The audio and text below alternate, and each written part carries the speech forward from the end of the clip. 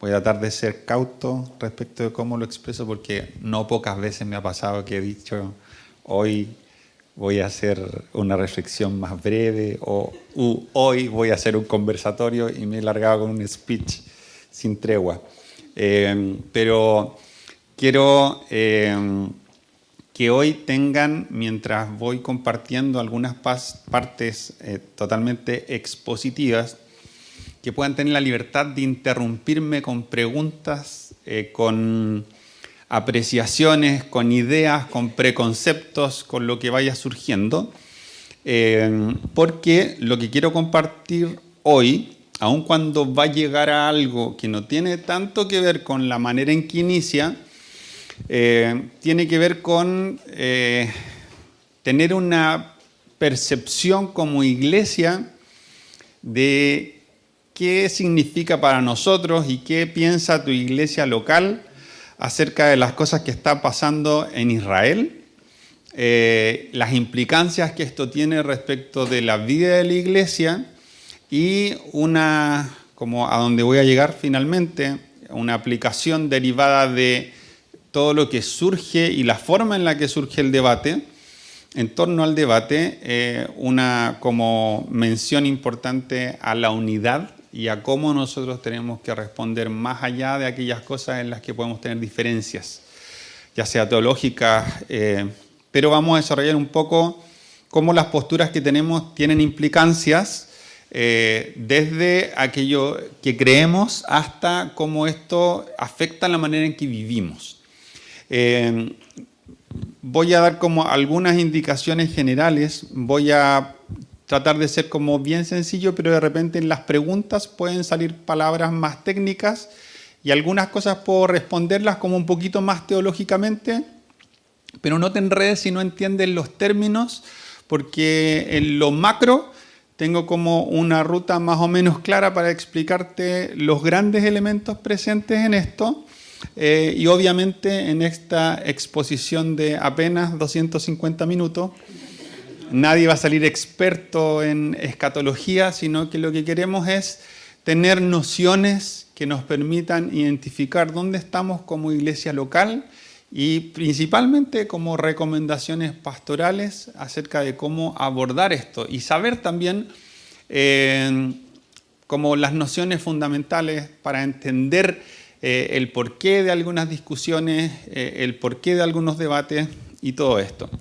Entonces, en términos muy generales, ustedes ya habrán advertido, si es que han venido varias veces a este lugar, que nosotros no somos una iglesia que, por ejemplo, tengamos un día al mes que yo me ponga una kipa, traiga un shofar y despleguemos una bandera de Israel, pero a veces podemos con esto dar una impresión incorrecta respecto de nuestra postura acerca de Israel y precisamente quiero comenzar compartiendo esto desde manera muy personal respecto de por qué yo amo Israel. Y luego quienes me conocen más van a encontrar todo el sentido que yo empiece por ahí, pero en la medida que vaya avanzando van a advertir cosas concretas. Entonces, una cosa mala que ocurre con la iglesia en medio de la polarización de los mensajes es que cuando algo se exacerba en su importancia, tendemos nosotros a responder de manera polarizada. Y esto, un ejemplo súper como icónico de esto es la postura que solemos tener o hemos tenido históricamente los protestantes respecto de María, la mamá de Jesús. Muchas veces ocurrió que como consecuencia de que la figura de María llegase a ser idolatrada, nosotros hemos respondido desde el eliminarla de nuestros mensajes como un referente de fe. Y esto ha sido radicalmente malo. Hemos perdido a una mujer extraordinaria de quien la Biblia señala una cantidad de cosas buenas que son como bastante impresionante, porque no hay muchos personajes en la Biblia fuera de Jesús de quien se diga solo cosas buenas. Y María es una de estas personas, que tanto en todo este cántico de oración que eleva reconociéndose a sí misma como inmerecedora de tanto favor y tanta gracia, y la vemos en todo el ministerio siendo parte, en todo el ministerio de Jesús, y luego sabemos que fue parte importantísima de la iglesia primitiva, sabemos que a través de ella tenemos un énfasis que permea todo el Evangelio de Lucas, tenemos en ella un valor extraordinario que muchas veces las iglesias protestantes no enfatizan y derechamente silencian como una cuestión reaccionaria. Yo no soy idólatra de, entonces no quiero tener nada que ver con esto. Y esa es una reacción bastante natural en nosotros, pero mala. De la misma forma pasa que para muchos el solo mencionar a Israel genera como algún tipo de escozor o incomodidad. Y para otros nunca se habla suficiente de Israel y nunca lo hemos estado enfatizando lo que debe ser enfatizado. Ambos extremos tienden a ser negativos. Y voy a partir diciendo esto de por qué yo amo a Israel, porque la verdad es que desde el punto de vista bíblico, cristiano y del sentido común, es como indispensable erradicar cualquier sentimiento de incomodidad que justifique el que nosotros tengamos una postura reticente hacia Israel desde la perspectiva bíblica y desde el lugar geográfico y su gente. No hay ninguna razón posible que nosotros podamos esgrimir como un argumento válido para decir que estemos justificados para despreciar a los israelitas o a los judíos como religión desde el punto de vista general. Y cuando uno tiene un amigo que es de otro país, es una cuestión muy común que cuando juega la selección de fútbol de ese país, tú digas, hoy, salvo que juegue contra Chile, ojalá gane la selección de mi amigo, de mi amiga, porque uno genera afectos con las personas con quienes establece relaciones profundas que se extienden más allá de lo que compartimos y hacen que tú sientas una simpatía por el lugar de origen de esa persona. Es una cuestión como natural, que suele suceder. Si yo tengo un amigo a quien quiero mucho, que es ecuatoriano, es poco natural que yo deteste a los ecuatorianos. Lo normal es que si yo he construido una relación significativa con alguien de X lugar, eso por extensión haga que yo sienta al menos una simpatía por ese lugar. Cuando yo leo la Biblia, lo primero y más básico es decir, gran parte de la historia de esta cuestión está situada en un lugar geográfico específico que me encantaría conocer porque cuando pienso en la palabra de Dios soy transportado en mi imaginación a esos lugares y me encantaría estar ahí. Me encantaría haber estado ahí y recorrer esos espacios. Segundo, Jesús vino desde Israel. No hay algo más descabellado que no tener un mínimo de gratitud desde el punto de vista de la herencia cultural, religiosa y gloriosa, más allá de todo eso anterior, que significa el que Jesús venga desde este lugar. Luego tenemos el tema de que todos los discípulos directos de Jesús también vinieron de este lugar.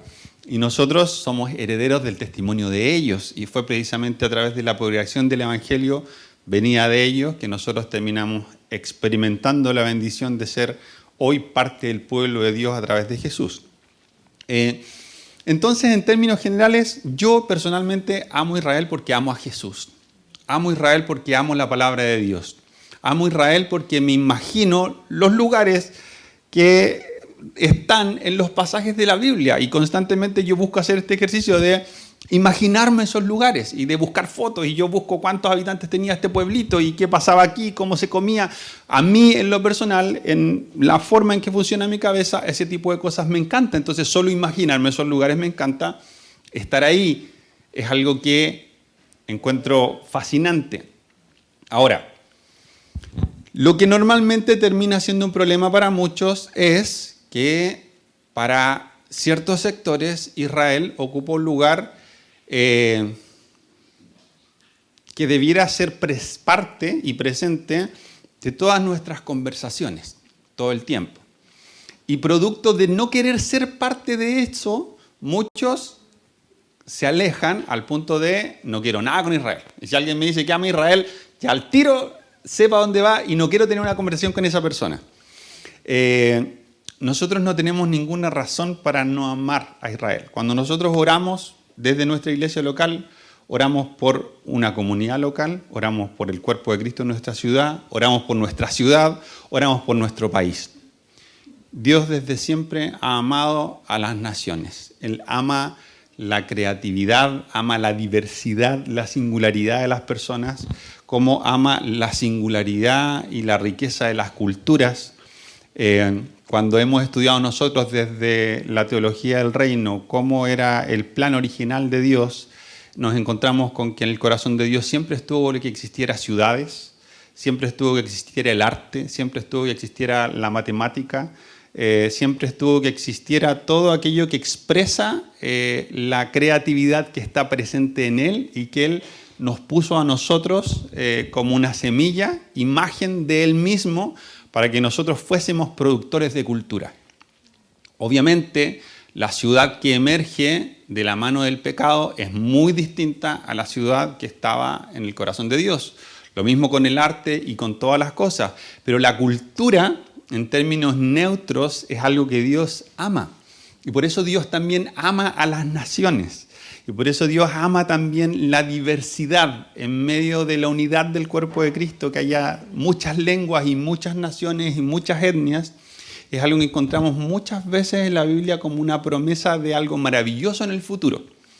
Entonces, lo primero que quiero decir es que nosotros no tenemos ninguna razón ni excusa para no amar a Israel. Si a ti Israel te cae mal por el motivo que sea, te animo a que a partir de hoy no te caiga mal. Que por el contrario sea un pueblo y un lugar que tú puedas amar profundamente.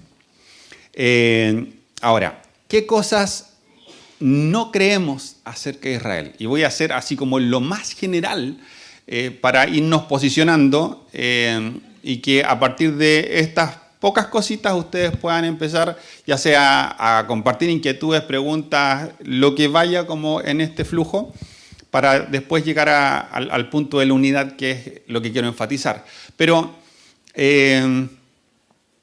una primera cosa importante que es necesario diferenciar. Nosotros diferenciamos el Estado moderno de Israel con el Israel bíblico. ¿En qué sentido?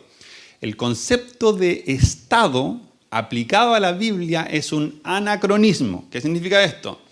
Tomar algo que ocurre en un momento de la historia y aplicarlo a otro momento donde eso no existía.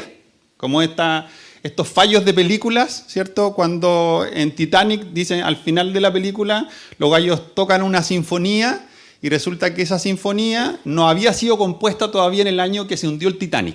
Eso es un anacronismo, es tomar algo que en ese tiempo no existía y aplicarlo para allá. Cuando yo pienso en Israel de acuerdo a las categorías modernas y en el concepto de Estado moderno y aplico eso a la Biblia, estoy haciendo lo mismo. Estoy metiéndole algo que en ese tiempo no existía. El concepto de nación es un concepto distinto al concepto moderno de Estado.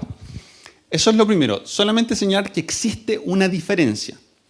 Luego, pensar que este Israel como Estado es alguien por quien nosotros debemos tomar parte en cualquier conflicto bélico o político en la actualidad por el hecho de que somos cristianos. O sea, yo soy cristiano y como soy cristiano y el cristianismo es una religión que viene del judaísmo, entonces cuando Israel entra en conflicto, yo estoy de parte de Israel en la resolución de ese conflicto. O sea, creo que Israel es el bueno en la guerra y que el que sea que se le oponga y por la razón que sea, es el malo.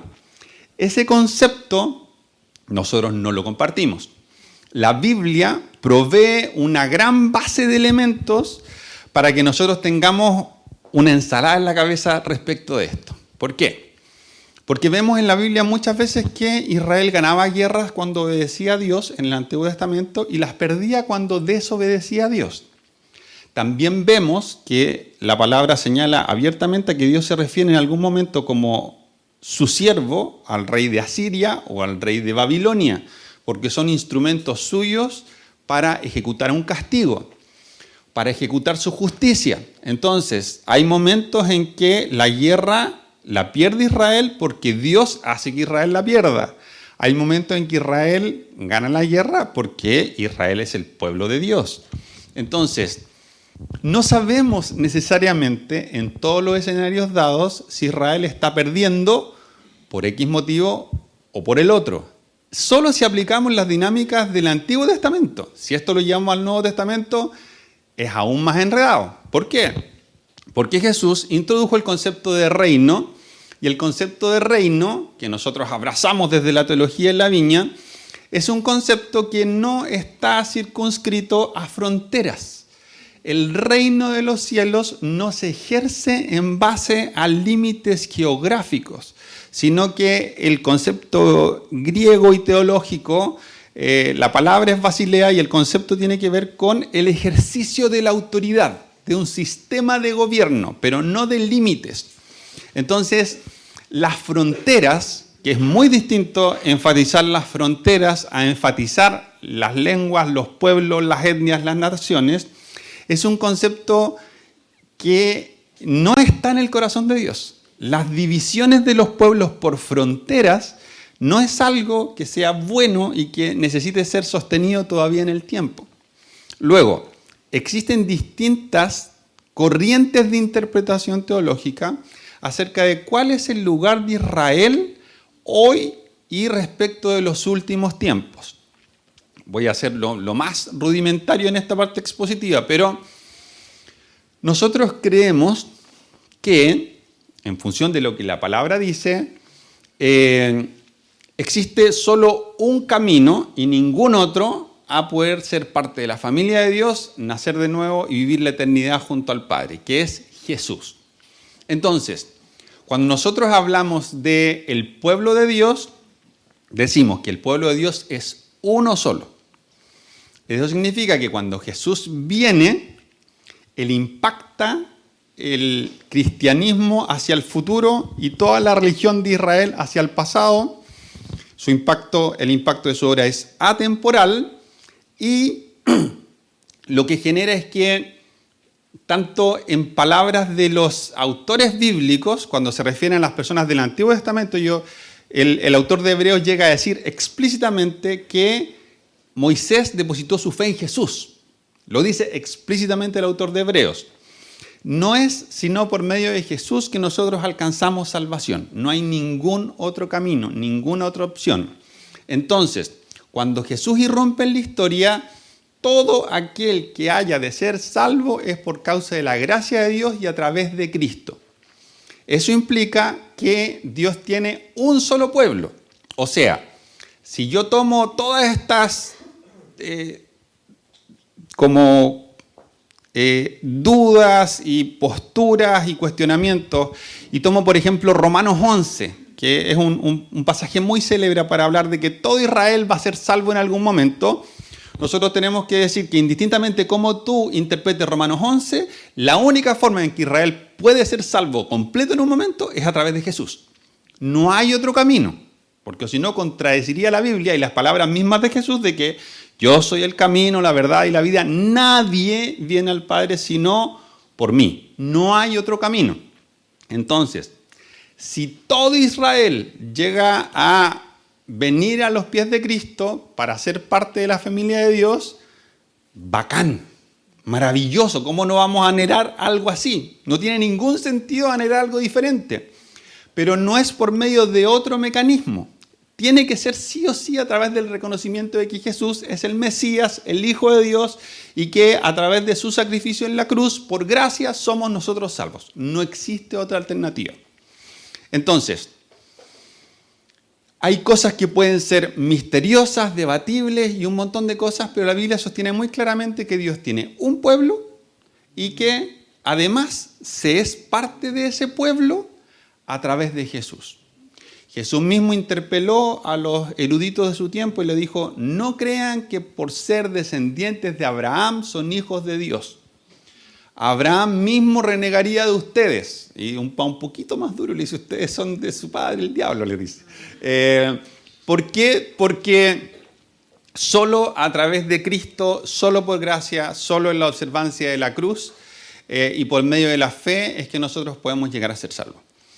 En términos muy generales, Israel es un pueblo que Dios ama. Nosotros tenemos que amarlo. No hay ningún motivo para que nosotros odiemos a ningún pueblo, a priori. Y si debiésemos sentir por un pueblo simpatía, a priori, debiera ser Israel uno de ellos, porque tenemos un tremendo legado, una tremenda herencia. Y cuando uno piensa, oh, estos compadres malos que mataron a Jesús, hay tantas cosas en las que uno tiene actitudes que son farisaicas, hay tantas cosas en las que uno tiene actitudes que te homologan con los que apedrearon a los profetas en momentos, que la verdad es que no sé si necesariamente seríamos nosotros los que lo hubiesen hecho perfecto si hubiésemos estado en ese lugar. Tampoco quiero pensar que hubiésemos sido los más malos, pero la verdad es que todos estos grises y todas estas cosas malas y derechamente oscuras, muchas veces también nosotros somos parte de estas cosas. Entonces, dicho eso en términos brutalmente sencillos y generales, quisiera saber si alguien se anima a plantear una pregunta, una postura o algo que les interese saber acerca de lo que está pasando geopolíticamente, que voy a pegar una derivada para enganchar con algo. Obviamente no es que espere que alguien me pregunte algo específico para entonces avanzar, pero tengo un norte. O sea, no me voy a ir por las ramas de absolutamente todo, pero quiero animarles que si es que ustedes tienen desde ya, yo sé que en un escenario de diversidad chiquitito como este, hay gente que considera que hablamos muy poco de Israel y hay gente que considera que hoy día no deberíamos haber hablado de Israel. Eso pasa en todos los espacios y es común. Y podemos encontrar precisamente estas posturas diferentes en un grupo pequeño como este. Pero me gustaría poder escucharles. Diego.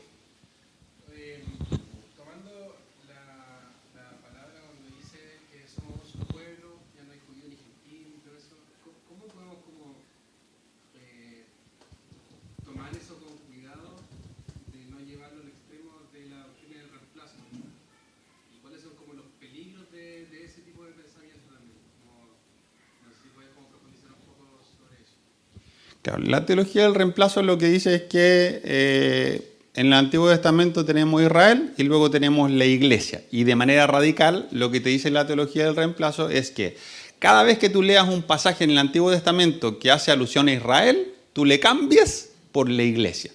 Y que todo lo que el Antiguo Testamento dice para Israel se aplica en el Nuevo Testamento para Iglesia. Y como consecuencia para cada uno de nosotros. De alguna manera nosotros sostenemos un tipo de reemplazo, pero el tema con el reemplazo es que es una palabra que te dice estos por un tiempo sí y luego estos ya no y ahora estos. Eso es reemplazar, saco a uno y pongo a otro. El tema es que cuando decimos que Dios tiene un pueblo, lo que estamos diciendo precisamente es que el mecanismo único posible para ser parte de ese pueblo es por medio de Jesús. Eso no excluye a Israel. Lo incluye. No está diciendo que Israel desde este punto ya no es parte, sino que está diciendo que este Jesús que ha impactado la historia, la ha impactado de tal forma que Israel también llega a ser parte por medio de Jesús, pero Israel no queda excluido. Entonces cuando la Biblia señala esto, que ya no hay diferencia, ni judío, ni gentil, ni hombre, ni mujer, ni esclavo, ni libre, nos está diciendo que a través de Jesús no hay nadie que queda fuera, si es que acepta el sacrificio de Cristo. Entonces, ¿por qué no es reemplazo? Porque la irrupción de Cristo no deja fuera a alguien.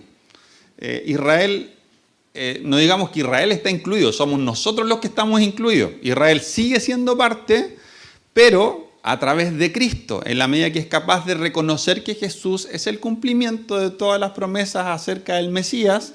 Y la Biblia dice, muy literalmente, en la Torá, Moisés dice, después de mí va a haber otro profeta como yo, escúchenlo y obedézcanlo, porque aquel que no lo obedezca quedará excluido del pueblo de Dios. Eso lo dice Moisés, hablando de Jesús. Entonces, no es que Jesús venga a cambiar las reglas de la cuestión, viene a hacer posible lo que era imposible para nosotros, y en eso Israel añade a los gentiles. Daniel.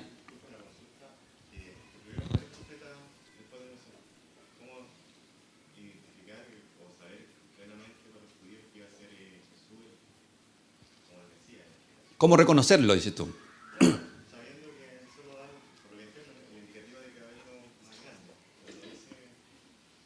Bueno, la gente primero buscaba al Mesías por todas partes y se formó una imagen de cómo el Mesías tenía que ser. Tal como nosotros hoy nos formamos imágenes a veces de las promesas de Dios, de acuerdo a la manera en la que nos acomodan más. Y eso generó que Israel esperara que el Mesías fuera un líder militar y que la redención de Israel se obtuviese precisamente eliminando todo tipo de opresión. Y uno se da cuenta al leer el Nuevo Testamento, los Evangelios, que la misma gente tenía discursos divididos porque había mucha cuestión de imaginería colectiva. En un momento, hay un pasaje en el que dice que la gente dice, pero ¿cómo este compadre puede ser el Mesías? Se supone que nadie sabrá de dónde viene el Mesías. Y eso es mentira, porque en otros pasajes del mismo Nuevo Testamento dice que los propios maestros de la ley dicen que el Mesías tenía que venir de Belén, porque la palabra señala eso en el Antiguo Testamento. Pero la gente tenía la expectativa de que el Mesías iba a ser un ser mítico, y eso es como una súper advertencia para nosotros hoy. Nosotros muchas veces tenemos un concepto de Dios que no viene de la Biblia. Yo tuve una experiencia con Dios, leí un pasaje de la palabra de Dios y luego me hago un concepto de Dios que está rellenado con pura imaginería mía o cuestiones culturales o cosas que escuché de otros, y no permanezco en este tener hambre de Dios. Cuando yo observo la palabra profunda y sistemáticamente, tengo todos los elementos para hoy conocer a Dios, y un judío de los tiempos de Jesús tenía todos los elementos para reconocer al Mesías. La Biblia fue echando cada vez más luz. En teología hay un concepto que se llama revelación progresiva, que es cuando uno puede tomar un concepto y ve cómo ese concepto se va iluminando en la medida que avanza la historia de la salvación. Y uno puede ver en el libro de Isaías que la exposición del Mesías llega a un nivel extremadamente claro cuando uno compara el libro de Isaías con el ministerio de Jesús. La cantidad de coincidencias y de explicitación es como abrumadora. A nosotros nos puede pasar eso hoy, muchas veces nos pasa, y ha pasado en la historia muchas veces. El otro día conversaba con Michael un poquito de cómo, si yo no profundizo en conocer a Dios que se revela en toda la Biblia, corro este riesgo de hacer lo que hizo Israel, los hebreos en ese tiempo, mientras Moisés subía a buscar las tablas de la ley. Hicieron un becerro de oro creyendo que estaban adorando a Dios. Ese becerro de oro no representaba a Baal. Ese becerro de oro no representaba ni a Cera ni a Quemos. Ellos adoraron a este becerro como una imagen de Dios. El punto es que Dios les había dicho, no hagan semejante estupidez. No hagan imágenes. Es algo que la Biblia enseña sistemáticamente. En el libro de los Jueces hay una historia de un hombre que va a una batalla y le dice a Dios, te prometo que si me va bien en esta batalla, yo voy a sacrificar para ti a la primera persona que me salga a buscar cuando yo venga regresando de la guerra. Y cuando este hombre viene regresando de la guerra, se encuentra con su hija. Y hay todo un drama que surge a partir de eso. La Biblia dice una y otra vez que Dios detesta los sacrificios humanos. Y a este hombre se le ocurrió prometerle a Dios un sacrificio humano como una ofrenda. Te voy a dar lo más valioso que pueda haber.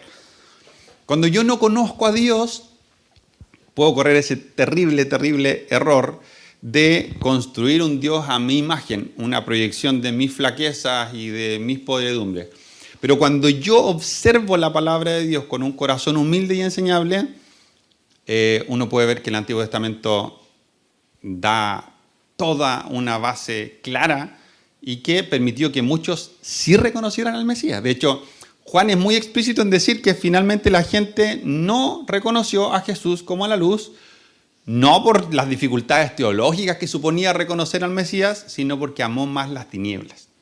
El drama de la humanidad siempre se reduce finalmente a eso. La gente reniega de Dios no porque Dios sea imposible de seguir teológica o intelectualmente, sino porque las personas aman más la oscuridad. Pero el Antiguo Testamento provee una base sólida, absolutamente sólida, para que el Mesías pudiera ser reconocido. Y muchos lo reconocieron desde ese lugar. Y cuando uno ve a aquellos maestros de la ley que reconocieron a Jesús, o aquellos hombres y mujeres de Dios que reconocieron a Jesús desde la expectativa de estar esperando el Mesías y poder decir, este es el Mesías, fue precisamente porque además del conocimiento tenían un corazón humilde y buscaban el reino de Dios de todo corazón. Quienes tenían conocimiento pero buscaban justificar sus propias conductas, claramente no identificaron al Mesías porque éste amenazaba todo su sistema de vida.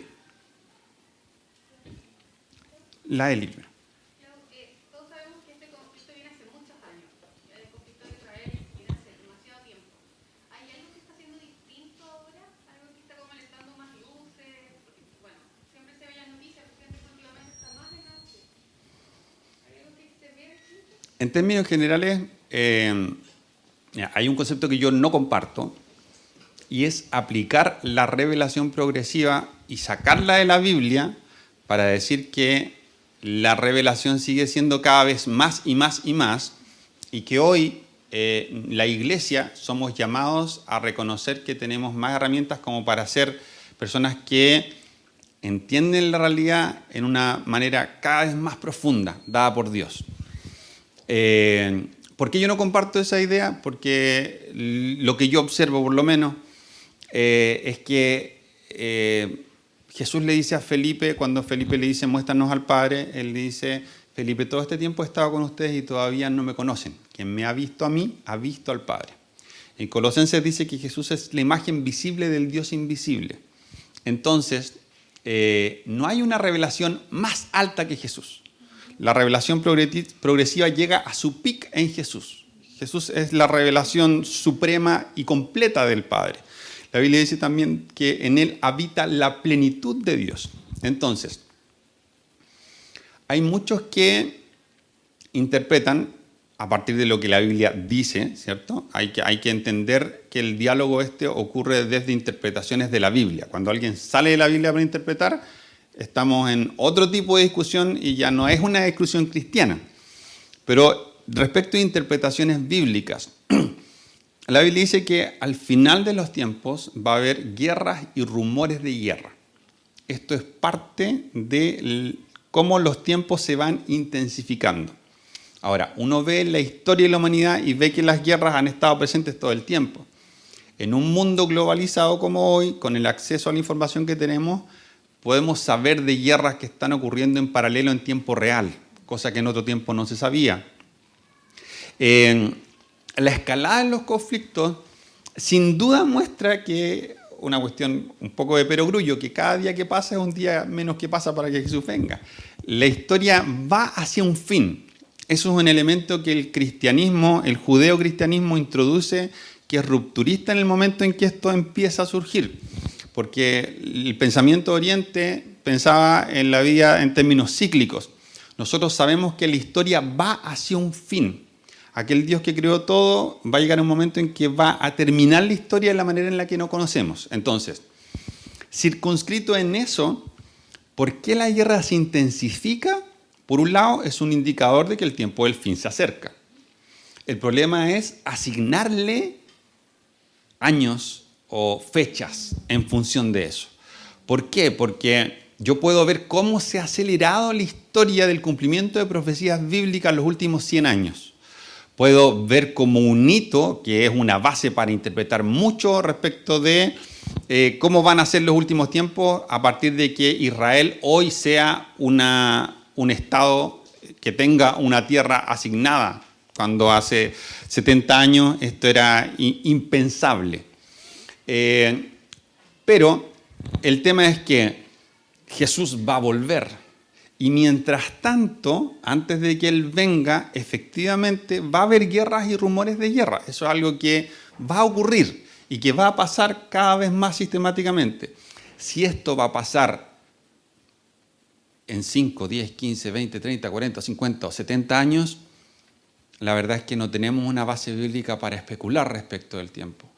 Porque hay muchos pasajes que hablan acerca de la inminencia de la consumación del reino, de que Jesús vuelva. Sin embargo, han pasado 2000 años de eso, y eso Pedro lo recoge muy bien en 2 de Pedro, porque la primera generación de cristianos, lo leemos en Hechos 2, vendía sus casas para suplir las necesidades de todos. Y cuando avanzamos un poquito en Hechos, y cuando vemos, por ejemplo, lo que Pablo cuenta acerca de su propio ministerio en Gálatas, se nos dice que Pablo le presenta el evangelio que él predicaba a los gentiles a los apóstoles, por primera vez reunidos en pleno.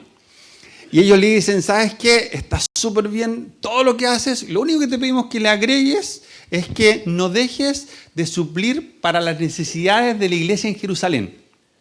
Y Pablo dice, y es algo que yo hago con alegría, porque siempre que he tenido la posibilidad, yo voy y bendigo a los pobres. Ojo, porque la iglesia en Jerusalén, en Hechos 12, nos dice que no tenía ninguna necesidad. ¿Por qué? Porque la gente vendía sus casas. Y nos da el ejemplo de un hombre que se llamaba José, y luego se nos muestra el antiejemplo de Ananías y Zafira, que vendieron y chamullaron que le habían vendido por menos plata y terminan muriendo. Entonces, ¿qué pasa en Jerusalén desde el punto de vista económico que genera que esta iglesia, que no hay ninguna necesidad, después necesita ser sostenida económicamente? Y es que esto en el tiempo se fue desinflando. ¿Por qué? Porque la gente vendía sus casas pensando que Jesús venía mañana. Entonces mucha gente tenía esa perspectiva de la inminencia del retorno de Jesús, que eso generó que la realidad presente no tenía importancia. Luego Pedro, al advertir que habían pasado una cantidad importante de años, 20, 30, 40 años, y la gente empezó a sentir desesperanza. Entonces Pedro, en 2 de Pedro, aborda el tema de la segunda venida de Cristo nuevamente como inminente, pero enfatizando el tema de que no sabemos cuándo. Pero que nosotros tenemos que vivir como la iglesia en Jerusalén al principio, con una perspectiva sana de que el reino venidero es más importante que el presente. Entonces, nosotros tenemos que vivir comprometidos con la realidad en las circunstancias que se estén dando en ese tiempo. Si hoy nosotros vemos cómo muchas cosas se intensifican, pero no podemos medir los tiempos, no podemos saber si van a ser en esta, la próxima, la subsiguiente o muchas generaciones más, lo que tenemos que hacer es tomar esa perspectiva de la iglesia primitiva en Jerusalén, de advertir que es más valioso lo que viene que lo que estamos viviendo ahora, pero con la sobriedad de que ya tenemos una historia en la que sabemos que no se trata de quemarlo todo. Y no estoy con esto cuestionando a los que vendían sus casas, porque era algo maravilloso que alguien tuviera ese nivel de generosidad y libremente hiciera algo así. Pero nosotros hoy tenemos la experiencia de decir, la verdad es que no sabemos cuánto tiempo falta. Entonces yo estoy llamado a vivir una vida de compromiso, indistintamente de por qué se están acelerando. Ahora, indicadores bíblicos, más allá de la advertencia de que en los últimos tiempos iba a haber guerra y rumores de guerra, no tenemos. Pero ojo, los últimos tiempos son inaugurados con la irrupción de Cristo. Los últimos tiempos no es que Jesús vino y han pasado 2000 años y esta cuestión se calculaba que iban a ser 2040 y que por eso estamos en los últimos tiempos. Jesús dice de sí mismo, yo soy el alfa y la omega, el principio y el fin. Jesús se refiere a sí mismo en griego como el escatón, el fin. Y el estudio de las cosas de los últimos tiempos, donde se habla de todas estas cosas, se llama la escatología, el estudio de las cosas del fin. Entonces, Jesús mismo es el fin de los tiempos. Él, como individuo, es el fin de los tiempos. Por lo tanto, el fin de los tiempos ya fue inaugurado. Es cierto que tú puedes leer desde hoy una intensificación, pero no sabemos si después viene un valle o si después hay un cambio geopolítico y después vuelve a intensificarse. Tenemos la perspectiva de la historia desde nuestro pequeño espacio. Entonces, bíblicamente, uno puede advertir, sí, hay una progresión de que va a haber más guerras, más conflictos, más falsos maestros, más que dirán que son el Mesías y no lo serán, pero al mismo tiempo podemos ver que esa palabra se cumplió en los tiempos de Nerón en el año 70 y podemos ver que se cumplió en muchos otros momentos de la historia. Y cada persona que estuvo parada en ese momento de la historia pensó, este sí que es el final de los tiempos. Así que no controlamos eso en función de eso.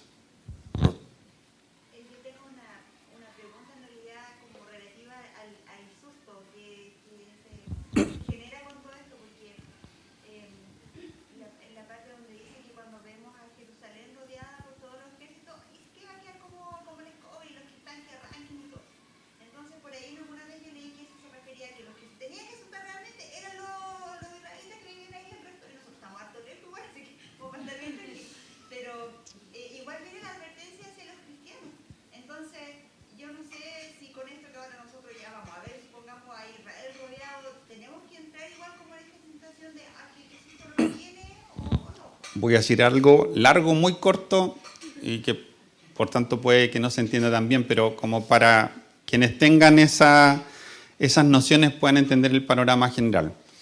Hay muchas escuelas de interpretación escatológica.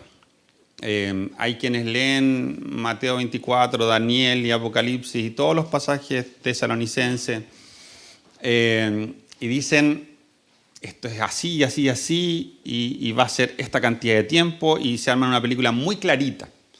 Esa escuela que surgió y se popularizó hace 100 años más o menos, se llama dispensacionalismo.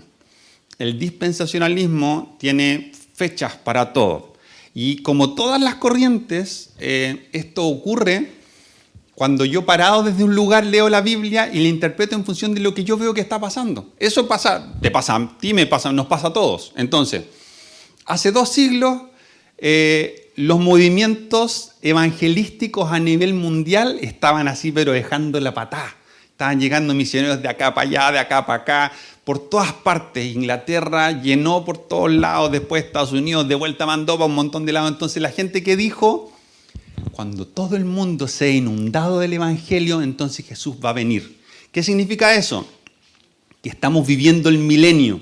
El milenio no eran 1000 años literales, era desde que Jesús vino hasta que la iglesia va a evangelizar a todo el mundo porque nos está yendo fabuloso y entonces el Mesías va a venir. Si yo evangelizo, el Mesías va a venir, Jesús va a volver a venir, porque cuando todo el mundo sea evangelizado, entonces vendrá el Mesías. ¿Y qué pasó después? Era una lectura de la historia. Leo la Biblia, pero a la luz de mi historia, de lo que yo estoy viviendo. Pero después vinieron las guerras mundiales. ¿Y qué dijo la gente? Nos equivocamos terriblemente. Este mundo no está mejorando, está empeorando. Y está empeorando a tal punto que esta cuestión no tiene solución. Este mundo se está corrompiendo y empezaron a buscar otros pasajes que dicen eso. Y dicen, esta cuestión se pudrió. Se pudrió a tal punto de que la única forma de que esto se arregle es que Jesús nos saque de acá, de golpe. Y ahí surge la doctrina del arrebatamiento, de que nosotros vamos a desaparecer así, y toma versículos. Entonces, la Biblia enseña bien explícitamente que en los últimos tiempos nosotros vamos a padecer. No dice que nosotros no vamos a sufrir ningún dolor, pero culturalmente se dijo, en realidad esta cuestión se está pudriendo. La única forma es que Dios nos rescate. Ahora, esta cuestión surge, el dispensacionalismo con el arrebatamiento y todo esto con el rapto, surgen de una persona que tuvo un sueño. Y esta persona enganchó como a un pequeño grupo que luego encontró un vehículo como de amplificación del impacto en un hombre que era apellido Scofield, que es conocido porque hay unas Biblias que son, no me acuerdo si tienen nombres o algún tipo de formato.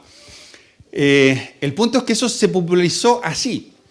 En Chile el dispensacionalismo está súper difundido, que va a haber un rapto, después va a haber un gobierno del anticristo de 7 años, 3 años y medio buenos, después los otros malos, y después el que no haya reconocido a Jesús va a tener que morir él mismo para que...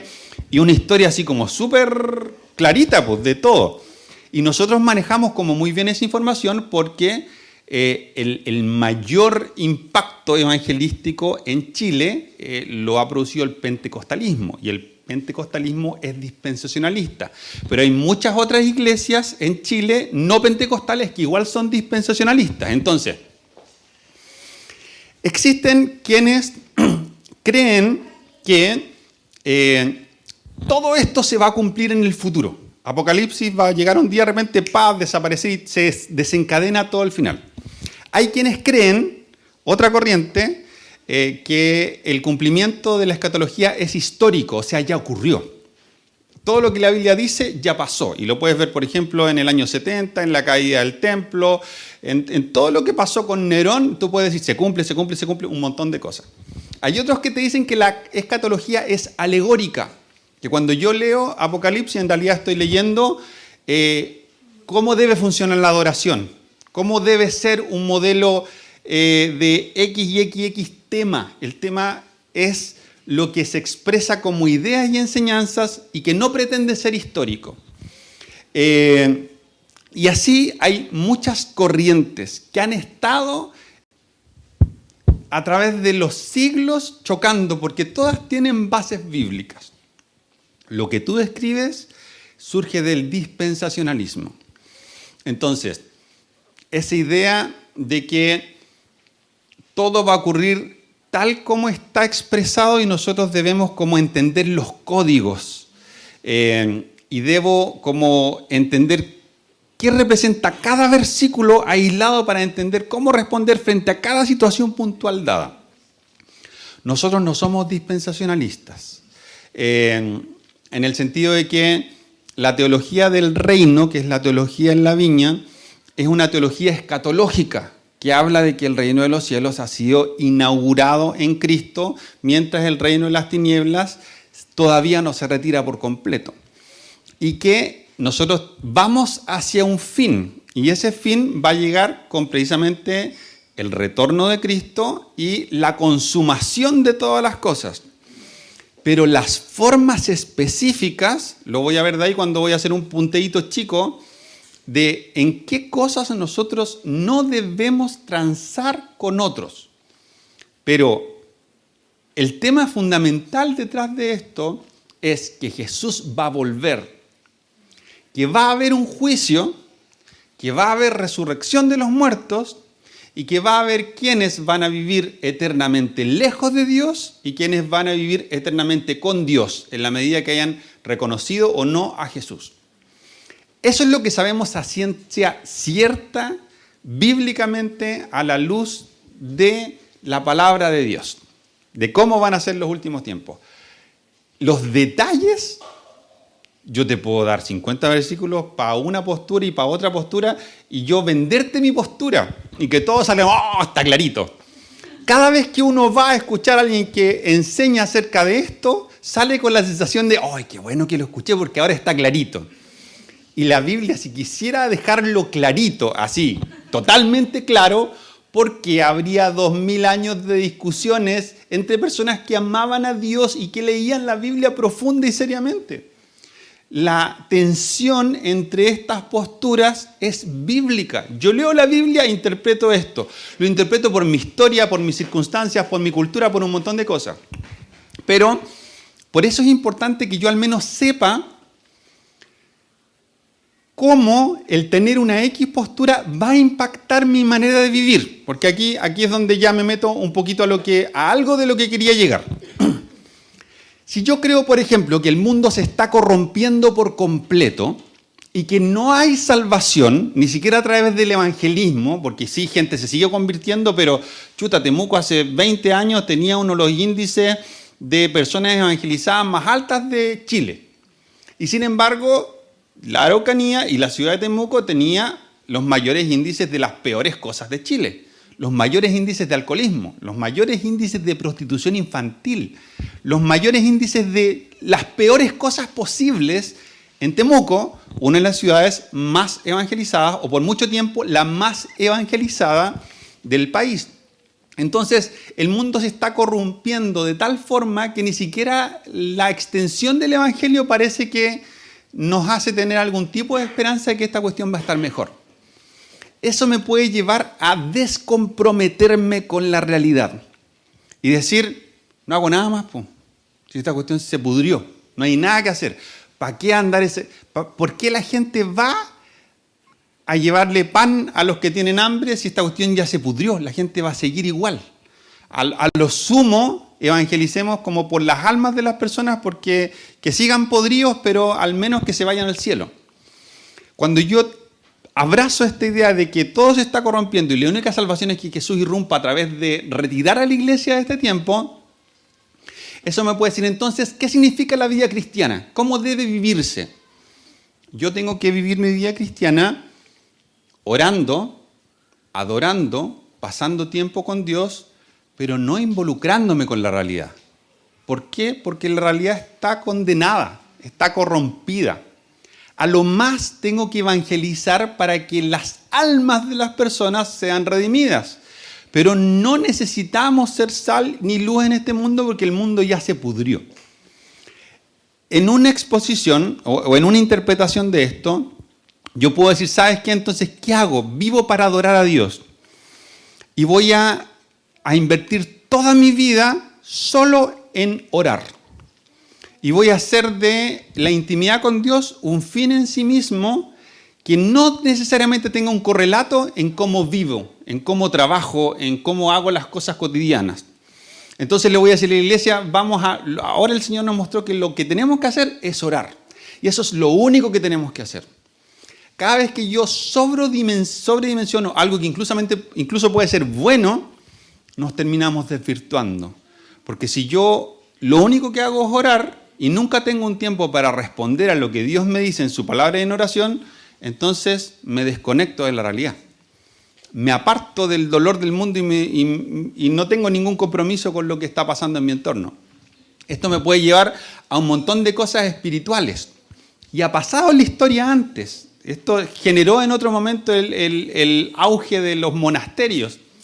Nos retiramos para vivir nuestra espiritualidad porque el mundo está corrompido.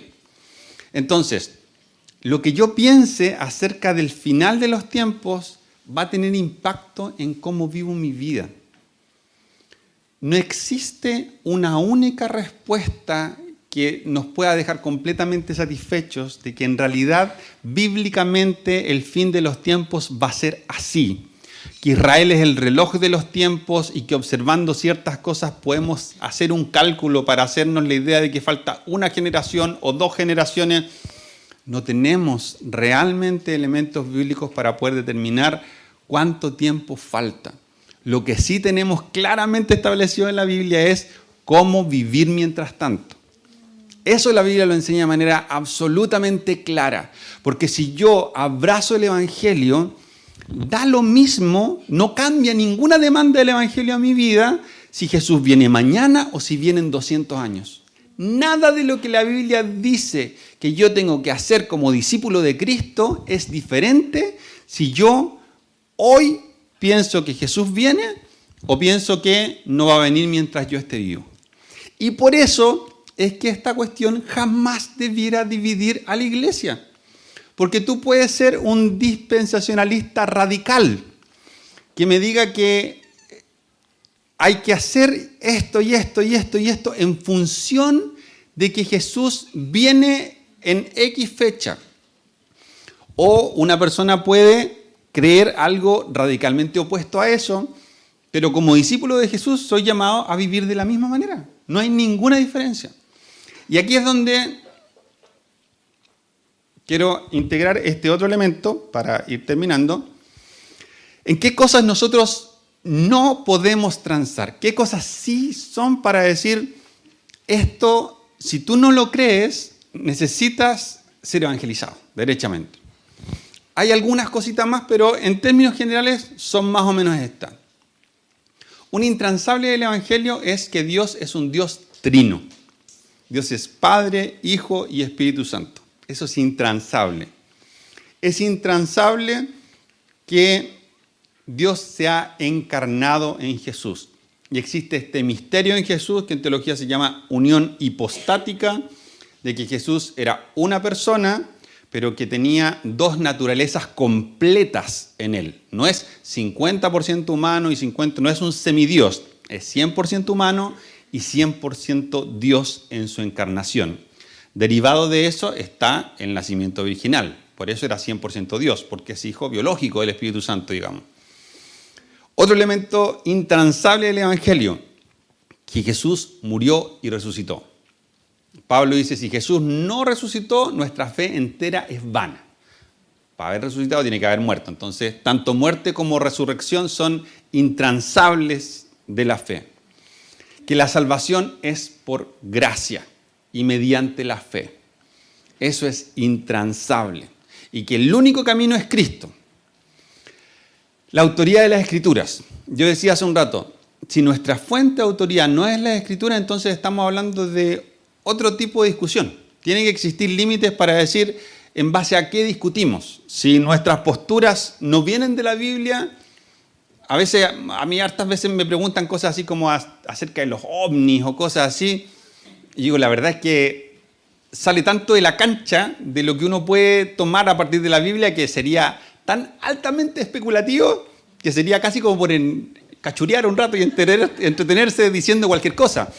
Pero cuando tú tomas cosas cuya fuente de autoridad no es la Biblia, ya no estás teniendo una discusión cristiana.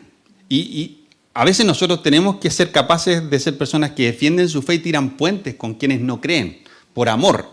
Pero finalmente la gente no va a ser convencida tampoco por argumentos humanos. La gente es convencida y nace de nuevo porque el Espíritu obra en su corazón y ellos se rinden ante el poder y la gloria de Dios. No por nuestro convencimiento. Entonces, la salvación ocurre como consecuencia de la gracia y las Escrituras son el marco de referencia para todas nuestras discusiones. Y esto es lo que tiene que ver con escatología. Jesús va a volver. Así como vino en una oportunidad encarnado y humildemente, ahora va a volver en gloria y en majestad. Esto todavía no ocurre y no sabemos cuándo va a ocurrir. La Biblia establece eso claramente. Va a llegar el tiempo en que van a haber unos que van a decir, aquí está el Mesías, acá está el Mesías, pero no van a ser, porque cuando venga Jesús por segunda vez no va a haber ninguna duda. No sabemos cómo. Ustedes pueden estar pensando en versículos que si sabemos cómo, es que hay otros versículos que lo contradicen. Y esos versículos no están por error, porque no es una contradicción en el sentido de que es un error, sino que es una verdad en tensión. Que en la forma de pensar lógica aristotélica es insufrible. Pero la Biblia no está escrita bajo esos parámetros. Entonces, en la Biblia la contradicción no es un problema, porque responde a otra dinámica redaccional en lo cultural. Cuando uno lee un libro cristiano gringo, uno lee algo lineal. Entonces, por ejemplo, los 7 pasos para ser un líder exitoso, por decir algo muy arquetípico, así como un ejemplo muy burdo, pero hay una linealidad muy clara. Cuando uno lee un libro de teología alemán, se da 700.000 vueltas y tú quieres leer un tema. Entonces tú quieres, por ejemplo, leer qué piensa Pablo acerca de la salvación en Gálatas y tú buscas un libro de teología norteamericano, ahí está, en la página 48 a la 52, el tema. El libro alemán tenéis que leerte las 200 páginas porque tira una idea por acá, le da unas vueltas, vuelve, porque culturalmente hay maneras distintas de pensar, de hacer teología y de experimentar finalmente el cristianismo. Pasa lo mismo con la Biblia. Le metemos categorías culturales que no tiene, porque fue escrita en otros términos. Entonces, lo que sabemos es que Jesús va a volver, que va a haber un juicio, que los muertos resucitarán y que vamos a tener vida eterna juntamente con Él. Estas cosas, Trinidad, encarnación, muerte y resurrección, gracia, fe, escrituras, segunda venida y resurrección de los muertos, esas cosas no pueden no estar presentes en alguien que ha creído en Jesús. Añadido a que alguien que ha creído en Jesús indispensablemente, dado que ha nacido de nuevo, vive de manera distinta. O sea, yo puedo racionalmente decir check, check, check, check, check, pero me da lo mismo. Me da lo mismo cómo vivo, no quiero ser como Jesús, no vivo una vida de ninguna X manera. Ahí tenemos un problema quizás igualmente grave en la ética y el verdadero discipulado. Pero aquí es donde con esto quiero cerrar, y quiero cerrar con una historia que parece, pero que la saqué de cualquier parte. Pero dice así, 1 de Samuel 24, 1 al 12. Después de que Saúl regresó de pelear contra los filisteos, se le informó que David se había ido al desierto de Engadi. Entonces Saúl escogió a 3.000 soldados selectos de todo Israel y fue en busca de David y de sus hombres cerca de los peñascos de las cabras salvajes. En el lugar donde el camino pasaba por algunos rediles, Saúl entró en una cueva para hacer sus necesidades, del 2. Pero resultó que David y sus hombres estaban escondidos más adentro en esa misma cueva. Ahora es tu oportunidad, los hombres le susurraron a David. Hoy el Señor te dice, te aseguro que pondré a tu enemigo en tu poder, para que hagas con él lo que desees. Entonces David se le acercó sigilosamente y cortó un pedazo del borde del manto de Saúl, pero comenzó a remorderle la conciencia por haber cortado el manto de Saúl. El Señor sabe que no debería haberle hecho esto a mi señor y rey, dijo a sus hombres. Que el Señor me libre de hacerle tal cosa a mi señor el rey y atacar al ungido del Señor, porque el Señor mismo lo ha elegido. Entonces David contuvo a sus hombres y no les permitió que mataran a Saúl. Después de que Saúl saliera de la cueva para seguir su camino, David salió y le gritó, mi señor el rey. Cuando Saúl miró hacia atrás, David se inclinó hasta el suelo delante de él y le gritó a Saúl, ¿por qué le hace caso a la gente que le dice que quiero hacerle daño?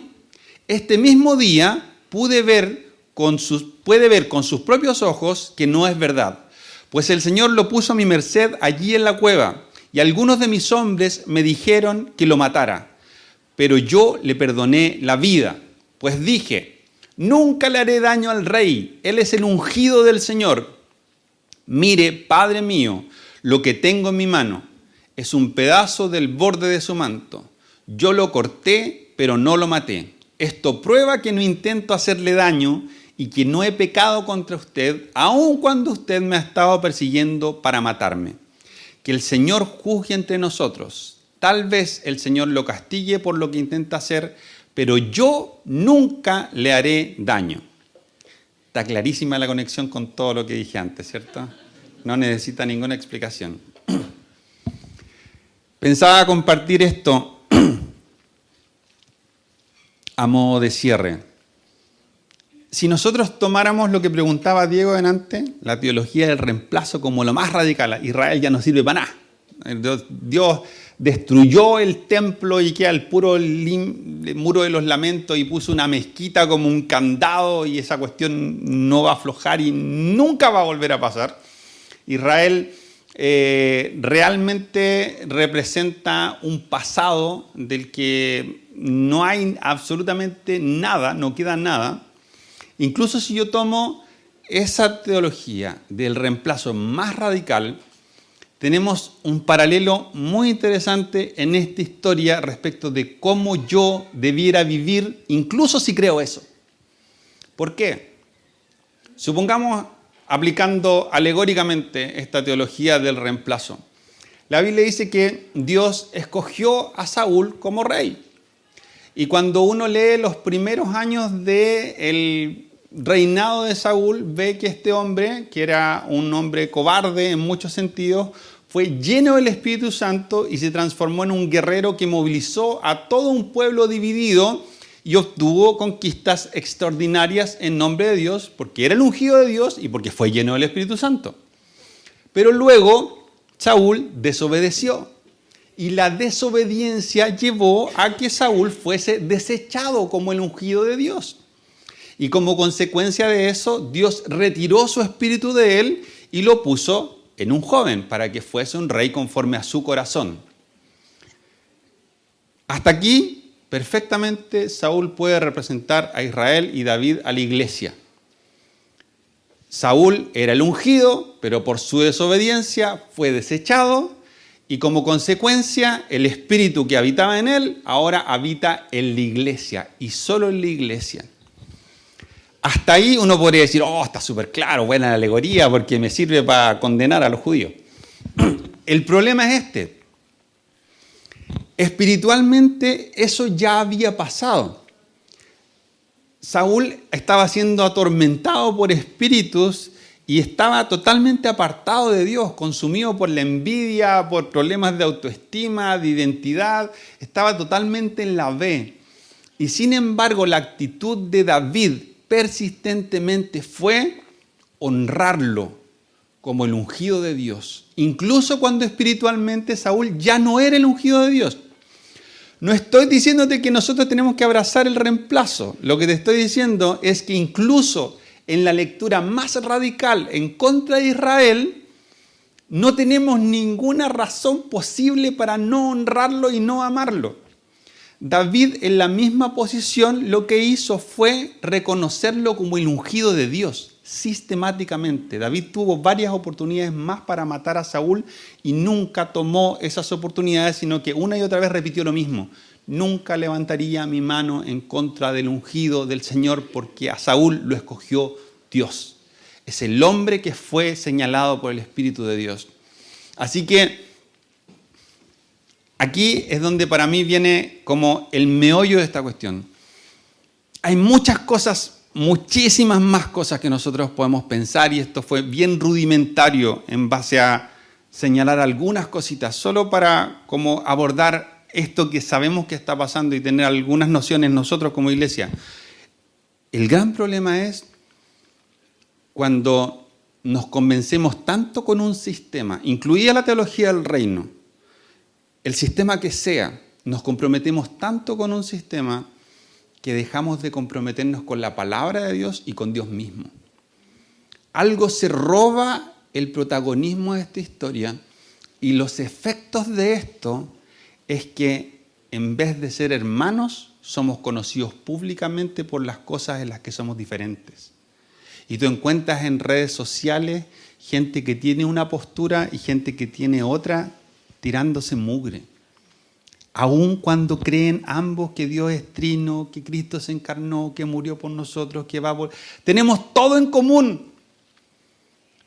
Pero por diferir respecto de cómo va a volver y cuándo va a volver Jesús, nos transformamos en enemigos en cuestiones como redes sociales, públicamente la gente condenándose, insultándose o ridiculizándose por este tipo de cosas. Y Jesús oraba, Padre, que ellos sean uno como tú y yo somos uno para que el mundo crea que tú me enviaste. La unidad es más valiosa que la escatología. La escatología lo que nos dice es que Jesús va a volver. Y esa expectativa es gloriosa. Y eso también debe condicionar cómo vivimos, porque el Rey regresa. El dueño de casa va a estar otra vez entre nosotros. Eso tiene que impactar cómo vivimos, no puede dejarnos indiferentes. Pero el cómo y cualquier otra cosa que no sea indispensable del Evangelio no puede llevarnos a romper la unidad. Y esto no tiene solo que ver con escatología, tiene que ver con cualquier cosa en la que pensemos distinto. El que nosotros seamos uno es, en palabras de Jesús, el mecanismo más importante para que el mundo crea que Cristo fue enviado por el Padre. Si nosotros no experimentamos unidad entre nosotros, es muy difícil que el mundo nos crea. Así que hay muchas cosas más que podemos preguntarnos y que tienen su espacio y su lugar y está súper bien que uno tenga dudas y también está bien que uno se compre un sistema. Eso es normal. Nuevas elecciones presidenciales y yo, comprometido con ser parte de una ciudad y de un país, voy y voto. Y hay cristianos que oran y van y votan por un presidente de izquierda.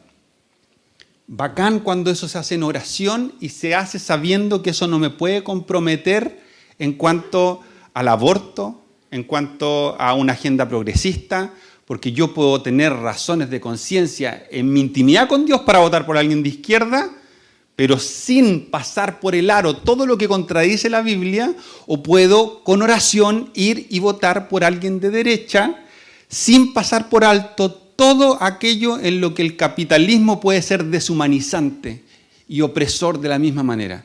Mientras mi cristianismo esté infinitamente por sobre, puedo tener distintas posturas políticas y teológicas.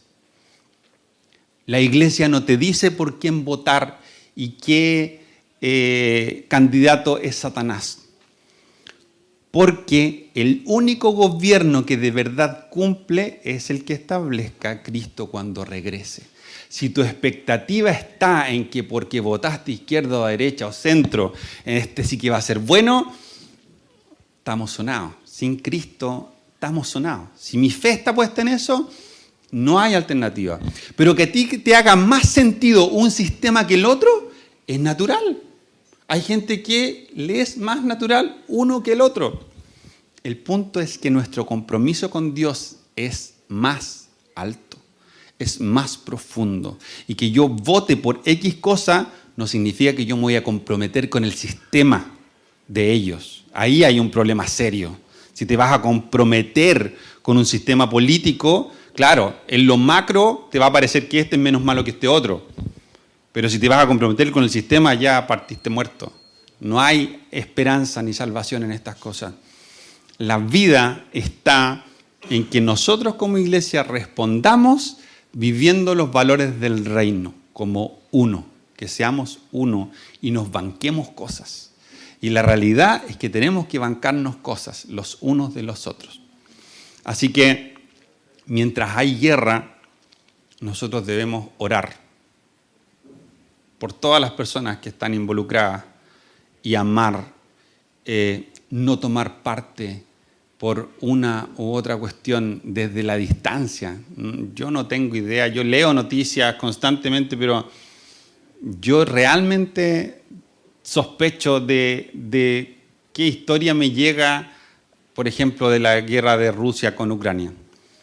No sé cuánto de lo que nos llega es efectivamente lo que está pasando. Y no porque sea prorruso, sino que no sé. No sé realmente, hay tantas cosas que uno no tiene idea y a veces uno toma parte desde leer un tuit, que finalmente cuando sepamos que hay dolor, nuestro compromiso debe estar ahí. Orar por los que sufren, llorar con los que lloran. Eso es lo que la Biblia sí enseña. Así que yo te animo a que tanto en este tema como en otro, podamos ser sobrios, podamos leer la Biblia, no una porcioncita, sino conocer a Dios a través de ella y formarnos ideas a través de lo que Dios dice en su palabra de las cosas y saber por qué cosas vale la pena pelarse las rodillas y sudar la gota gorda y por qué cosas no. Hay cosas que tú puedes estudiar, profundizar, preguntar, pero no vale la pena pelear por ellas. No pelees con tus hermanos por cosas que son de segundo orden. No vale la pena hacer esto. Oremos. Pidamos a Jesús que Él ponga en nosotros el deseo de conocer su palabra completa, no inventarnos un Dios a nuestra imagen y no comprometernos con cosas que son de este mundo, cuando tenemos un Dios con un plan tanto más espectacular que está desenrollándose en la historia y que va hacia un fin y va a ser espectacular, pero también es espectacular hoy porque está disponible en su primera parte ya para nosotros hoy. ¿Fran?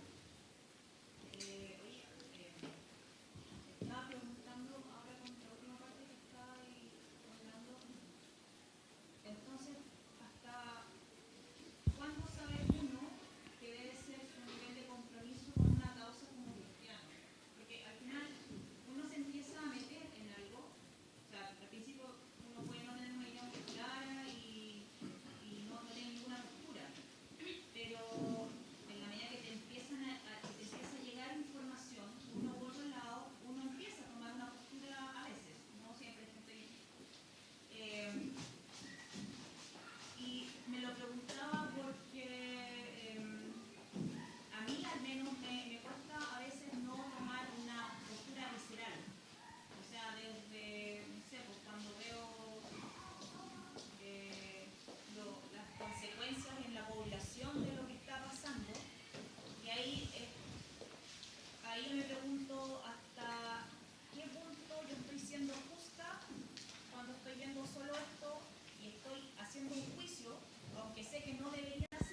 ¿sí? Nuestra postura con cualquier causa siempre tiene, por eso es tan importante el comprometerse con la palabra de Dios, porque es el único parámetro para poder sojuzgar cuando algo derechamente nos viene de Dios. Nosotros podemos habitar todos los espacios. Jesús comía con todas las personas, iba a los lugares que todo el mundo decía que eran malos lugares. Yo puedo habitar malos lugares llevado por Dios. No hay espacios prohibidos desde el punto de vista de lugares que habitar como cristianos, porque el reino irrumpe, llena todos los espacios. El punto es que si yo no conozco la palabra de Dios, rápidamente puedo comprometerme con cosas que no vienen de Dios. Pero si lo conozco, tengo que estar dispuesto a romper con lo que sea en el nivel de involucramiento que tenga cuando advierto que eso no viene de Dios. Cuando llega un punto en el que para mí es revelado que me metí en una cuestión que Dios no quería que estuviera o que no viene de Dios, tengo que estar dispuesto a romper. Y ahí la Biblia es muy explícita y uno de los temas que usa como ejemplo es el tema de las lucas. Si tú no puedes servir a dos señores, un corazón dividido no funciona con Dios. Yo no puedo tener a Dios y a otra cosa. ¿Es Dios o es Dios? Si yo habito un espacio, me sumo a una causa y a la medida que voy avanzando cacho que me manipularon, que no era lo que yo creía al principio, pero que además no es de Dios o se opone a Dios, tengo que estar dispuesto a romper con eso por completo, de manera radical. Ahora, ¿cómo acelero ese proceso? Conociendo la palabra de Dios. Cuando yo conozco la palabra de Dios puedo discriminar rápido. ¿Y qué cosa ayuda más todavía a discriminar rápido? Ser obediente. Cuando uno es obediente, la Biblia dice que la obediencia aumenta nuestro discernimiento. Cuando yo soy obediente en lo que sé, Dios me enseña más y me ayuda a discernir cuando algo no es de Él. Pero nuestro compromiso con el reino tiene que ser radical e infinitamente superior. Y sin lugar a dudas, cuando cacho que algo no es, rompo. Si quiero seguir a medias, ojo, mi relación con Dios ya no está. Pero entonces está como permitido como tomar un mando hasta que te acomode en términos... Es que el problema es tener una orientación hacia algo, que algo te haga sentido, que este sea el sistema que yo creo que es más posible, y abrazar una causa. En general, abrazar causas en el sentido ideológico suele no resultar muy bien. ¿Puedo participar de una ONG no cristiana que haga algo bueno? Por supuesto que sí. ¿Puedo abrazar su causa? Probablemente no. Entonces el problema no es los espacios que habito, el problema es abrazar causas que no vengan del reino. Si Dios trae convicción a mí de que tengo que estar en un lugar, le mando. Estoy en ese lugar. De lo contrario, lo mejor en términos generales es no abrazar causas. Ideológicas me refiero, a política. Papá, te damos gracias porque estamos juntos hoy. Y quiero orar primero, papá, para pedirte que tú nos enseñes a ser cristianos que puedan comprender el valor enorme de conocer tu palabra y que podamos hacer lo necesario, invertir el tiempo necesario para profundizar en el conocimiento de tu palabra y tomar lo que tú has revelado de ti mismo en ella para hacernos una idea de ti. Reconociendo que además necesitamos imprescindiblemente a tu Espíritu para guiarnos y para revelar lo que por nuestra propia mente no alcanza, pero tampoco ocurre esta revelación sin escudriñar la palabra. Ayúdanos a comprender eso. Que nuestros debates tengan una base en la palabra de Dios, en tu palabra. Luego que podamos ser humildes y podamos tener en mayor estima el amor y la unidad de la iglesia de lo que tenemos, el concepto que tengamos acerca de nuestro propio conocimiento, o del sistema que nos haga más sentido, o de la escuela donde hayamos sido formados. Que el amor por tu iglesia pueda ser más importante para nosotros que tener la razón. Que el amor por ti, por los que se pierden y por los que son parte del cuerpo de Cristo, sea más valioso que lo que creamos que sabemos. Ayúdanos a ser humildes en esto, papá. Ayúdanos a también ser diligentes, que entendamos que la respuesta no es desaparecer de todas las discusiones o ignorarlas, sino que podamos ver cómo el escudriñar en tu palabra abre nuestros ojos también para entender la realidad, para discernir, para escoger más sabiamente. Por eso yo oro en el nombre de Jesús para que tú nos permitas tener un mayor compromiso con tu palabra, que podamos clamar porque tu Espíritu abra nuestro entendimiento y que podamos nosotros mismos, entre nosotros, en esta pequeña iglesia local, ser una semilla de personas que están dispuestas a vivir en unidad a pesar de sus diferencias. Que lo que surja de nuestro corazón en cada conversación sea Jesús por sobre todo lo demás. Que esté tan claro que tú estás en el primer lugar de nuestras vidas, que todo lo demás fluya y que las diferencias tengan su lugar y proporción justa, Señor. Y que podamos discutir incluso acaloradamente sin ningún riesgo de que nuestras relaciones se rompan, sin ningún riesgo de que dejemos de aspirar a ser unos como tú y el Padre son uno. Gracias, papá. Gracias porque podemos conversar, porque tenemos el espacio para estar juntos delante de ti de esta manera. Y te pedimos que esto pueda crecer en nosotros, Señor, y que podamos comprometernos como discípulos y como hijos e hijas cada día más contigo. En el nombre de Jesús. Amén.